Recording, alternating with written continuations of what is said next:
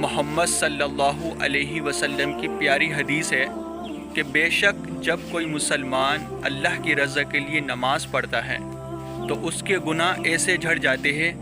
جیسے درخت کے پتے جھڑ جاتے ہیں۔ اور دوسری حدیث میں محمد صلی اللہ علیہ وسلم فرماتے ہیں کہ سب سے افضل اعمال وقت پر نماز پڑھنا ہے اور والدین کے ساتھ حسن سلوک کرنا ہے۔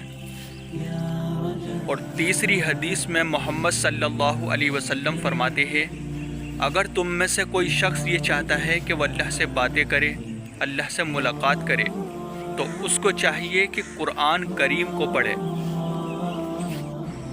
میرے دوستو، میں نے آپ کو جو 3 حدیثیں سنائی ہیں اللہ کے نبی کی، پہلی حدیث کا مطلب یہی ہے کہ ہم نماز اللہ کی رضا کے لیے پڑھیں۔ ہم کوئی بھی نیک اعمال کریں، نماز ہو یا قرآن شریف ہو، صدقہ بھی ہو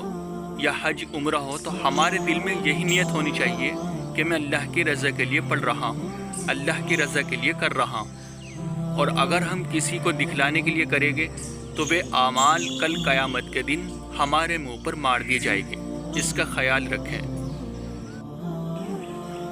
اور دوسری حدیث کا مطلب یہی ہے کہ سب سے افضل عمل وقت پر نماز پڑھنا۔ دیکھیے میرے دوستو، کتنا بھی ضروری کام کیوں نہ ہو، جب اللہ کا حکم اور فرض نماز کا وقت ہو جائے تو ہمیں اسے کسی بھی حال میں ادا کرنا ہے، ہمیں چھوڑنا نہیں چاہیے، کیونکہ جو ایک وقت کی نماز پڑھتا ہے اس کو اللہ تعالیٰ بہت ثواب دیتے ہیں، اور جو ایک وقت کی نماز وقت پر ادا نہ کرے تو اس کے لیے سزا 2,88,00,000 سال جہنم کی رکھی ہے۔ تو اس چیز کا بھی خیال رکھیے کہ جب نماز کا وقت ہو جائے تو ہمیں فوراً نماز کے لیے چل دینا چاہیے۔ اور والدین کے ساتھ اچھا سلوک کرنا، ان سے اچھے اخلاق سے بولنا، ان کے پاس بیٹھنا، ان کی باتوں پر عمل کرنا اور ان کی خدمت کرنا،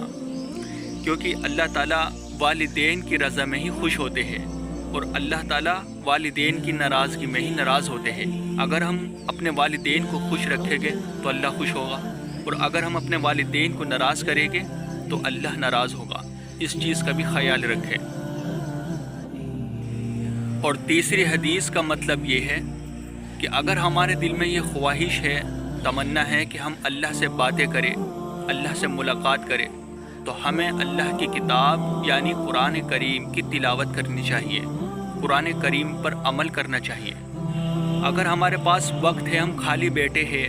تو ہمیں قرآن کریم پڑھ لینا چاہیے۔ اللہ تعالیٰ کی حدیث ہے کہ جو اللہ کی قرآن کی ایک آیت پڑھتا ہے، اللہ اس ایک آیت کے بدلے 10 نیکیاں دیتا ہے۔ اس لیے ہمیں اللہ کی رضا کے لیے قرآن کریم پڑھنا ضروری ہے۔